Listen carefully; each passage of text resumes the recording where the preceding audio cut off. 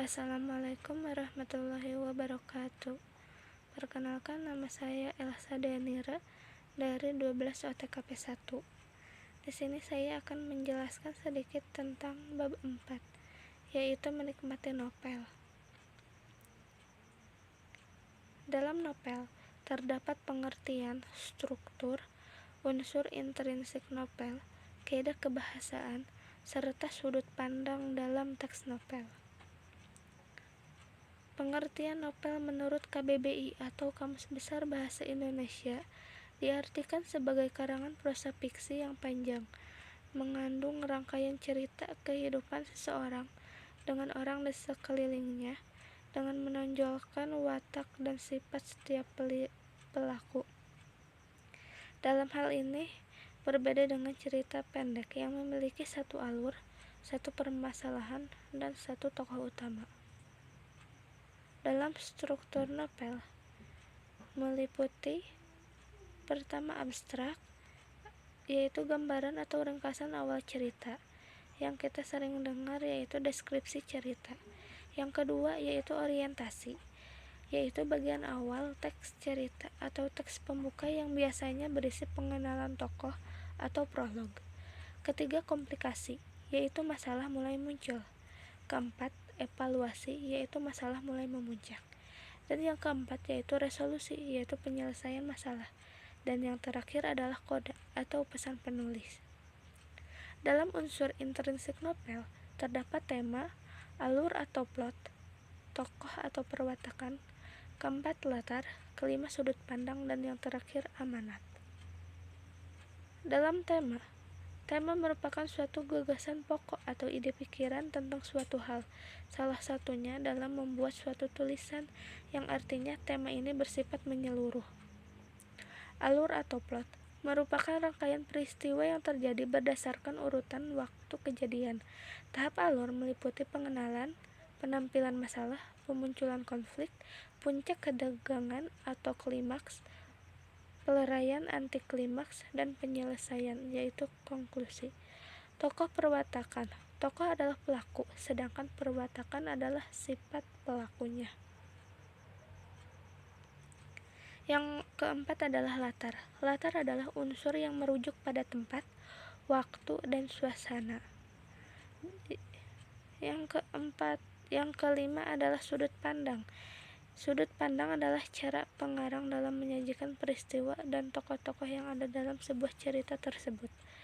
Yang terakhir adalah amanat. Amanat adalah pesan yang terkandung dalam sebuah cerita. Kaidah kebahasaan. Dalam teks novel memiliki gaya bahasa ironi atau sindiran. Kedua, memiliki gaya bahasa sinisme. Dan yang ketiga, memiliki gaya bahasa sarkasme. Novel juga harus dapat menghidupkan perasaan atau menggugah emosi pembacanya.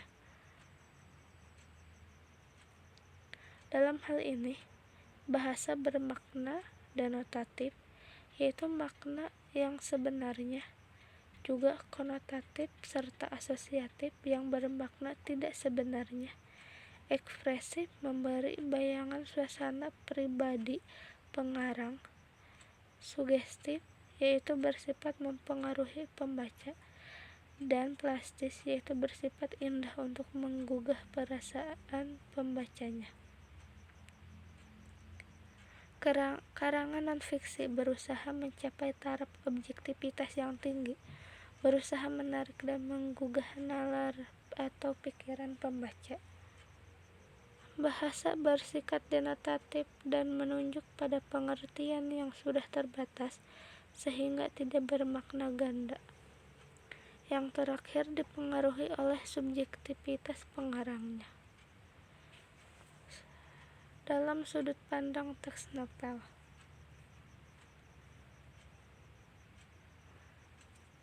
Dalam sudut pandang teks novel, yaitu memiliki 3, baik teks novel ataupun cerita yang lainnya. Pertama, sudut pandang orang pertama, yaitu tokoh utama. Sesuai dengan namanya, sudut pandang orang pertama atau tokoh utama berarti si penulis seolah-olah masuk dalam cerita tersebut sebagai tokoh utamanya atau tokoh sentral dalam cerita. Kedua, sudut pandang orang kedua atau tokoh sampingan. Pada teknik ini, tokoh aku hadir tidak dalam peran utama, melainkan peran pendukung atau tambahan. Yang terakhir yaitu sudut pandang orang ketiga yang serba tahu.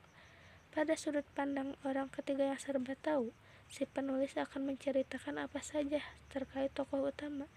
Ia seolah tahu benar tentang watak, pikiran, perasaan, kejadian, bahkan latar belakang yang mendalangi sebuah kejadian.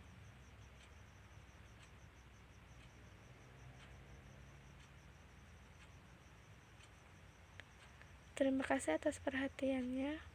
Mohon maaf apabila ada kesalahan. Wabillahi taufiq wal hidayah. Wassalamualaikum warahmatullahi wabarakatuh.